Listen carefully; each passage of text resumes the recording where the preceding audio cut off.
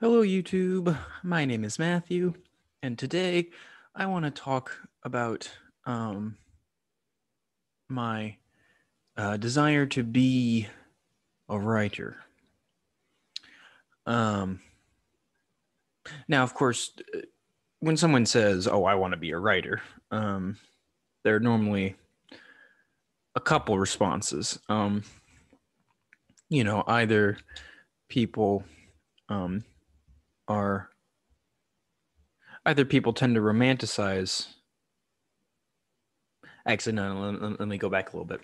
It's not so much there are two responses; there are two like attitudes. The one of the attitudes is, um, writers are great. Um, we romanticize writers. We romanticize writing. Um,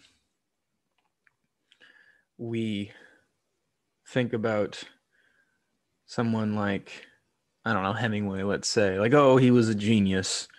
He was just this brilliant guy who would just, pound away at his typewriter and write these um, unbelievably these stories and novels of unbelievable quality, um, and at some level, it's almost like a writer is a demigod in this culture. Um, a better example actually would probably be J.K. Rowling, although I guess a lot of people don't like J.K. Rowling anymore for other reasons. Um, But I mean, filmmakers, there are a lot of filmmakers actually, they write their own stuff. We really admire filmmakers. Um, but then there are also just, typical novelists that we admire. Um, John Green, let's say. If you're a fan of young adult fiction, you probably like him. Um, but on the other hand, we don't really um, we don't trust young people when they say, "Oh, I want to be a writer," and that's because so many people want to be writers. The market is saturated. To speak in economic terms, um, the more people that want to be writers, the fewer people that are actually going to be successful writers. Um, So it's generally speaking, someone might say to a young person in that scenario, well, writing can be your hobby. Like, that's okay. It's a good hobby. But don't make it your main shtick. Go into something more practical. Um, be an accountant, let's say, because you can make quite a bit of money being an accountant, and we're going to always need accountants. So just um, get a degree in accounting or go into finance. Go into get a degree at a business school. Something that will ensure that you will be able to earn a living. Um, you cannot be certain that you will earn a living if you dedicate yourself to novels or poetry or uh, short stories or whatever. Um,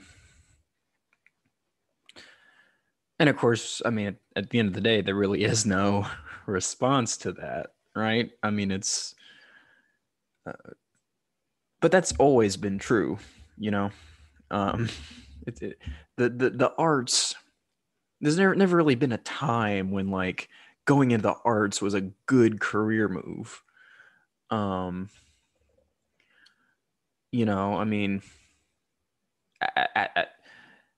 if someone was lucky, they were just born into a very rich family, so they never had to work a day in their life, and so they could just dedicate all their time to writing novels because all their economic needs were taken care of. Um, but for those who, for those whose economic needs aren't taken care of from birth, um, becoming a painter or a musician or a writer um, has always been an uphill battle. Um, so, you know, as long as someone knows what they're getting into, excuse me, as long as someone knows what they're getting into, I'm not sure we can criticize them or say they're making a bad decision. Um, and so in my case, I want to be a writer. Now, I don't want to just be a writer. I don't want to spend all my time alone in a study in front of a laptop and surrounded by books. That is very enjoyable for me. I do like to spend time alone in front of a laptop, surrounded by books.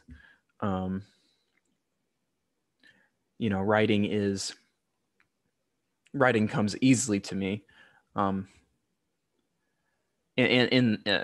Or at least I feel more comfortable writing. So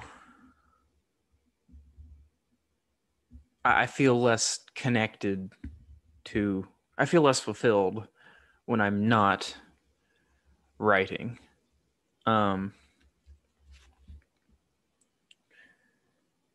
Writing is very hard work, of course, and so in that sense, it's not always, it's not totally like sunshine and rainbows.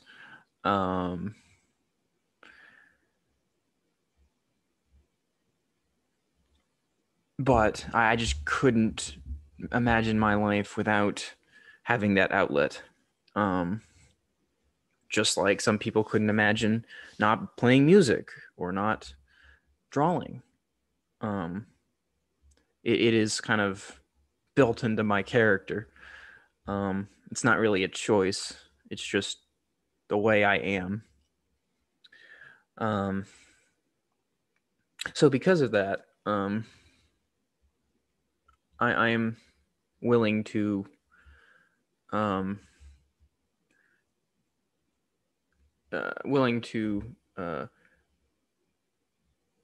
dive headfirst into that uphill battle in order to do what I do best. In the past, I've had like self-esteem issues, but one thing that I've like pretty much never had self-esteem issues about. Well, that's not totally true, but what I'm trying to say is like one thing that I'm like confident in, one ability I have that I'm confident about is my writing ability.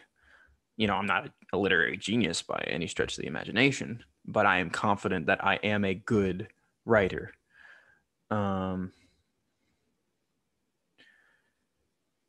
So I enjoy it. I'm good at it. I've been doing it for years. Although I was kind of late to develop a passion for reading. So when I was younger, the stories I wrote were not always put into words. They were often like storyboards. I often was drawing out what was happening in my mind.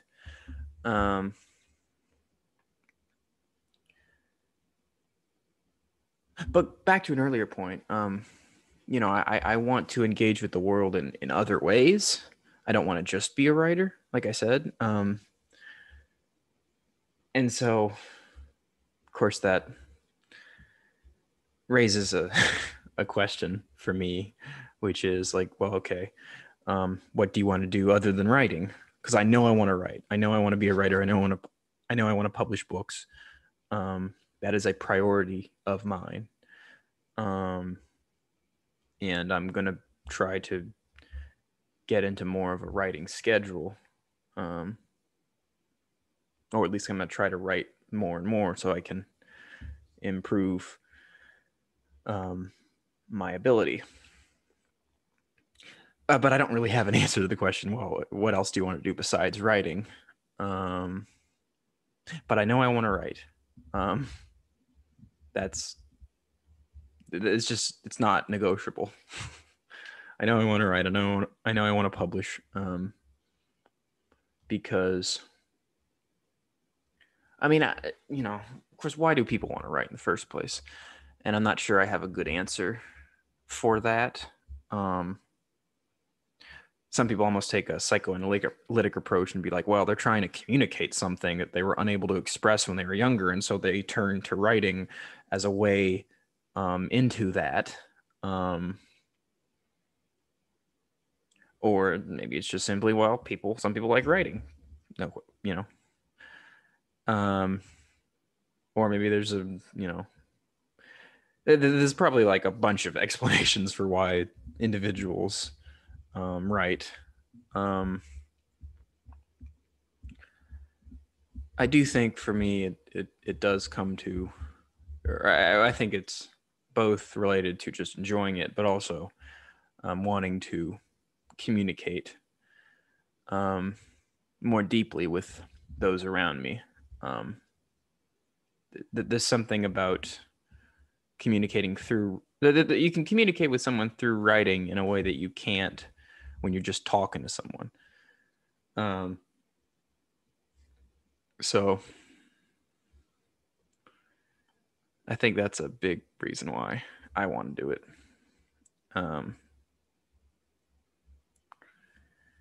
Again, I don't expect to be rich and famous. I don't expect to make a lot of money.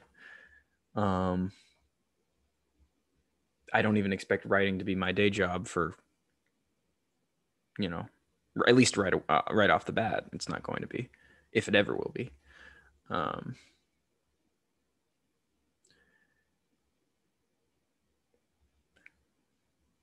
But then it's like, well, okay, if I pick a different day job, then I want to pick a day job. I want to pick a day job, excuse me, that gives me that time to write on the side so I can still publish and fulfill that aspect of myself, that aspect of my character.